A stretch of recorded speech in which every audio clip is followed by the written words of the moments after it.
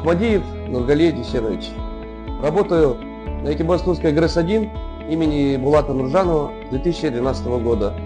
Дежурным электрослесарем по обслуживанию автоматики и средств измерений. В цехе тепловой автоматики, измерений и связи.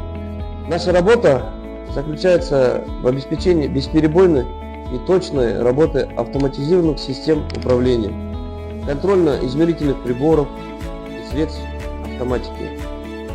Основные обязанности по работе в ЦТАИ включают в себя обслуживание и ремонт оборудования, устранение неисправностей и замена вышедших из строя элементов, настройка точности показаний приборов, участие в регулярной проверке технологических защит энергоблока, наладка авторегуляторов ПТК «Овация», испытание комплектов автоматики.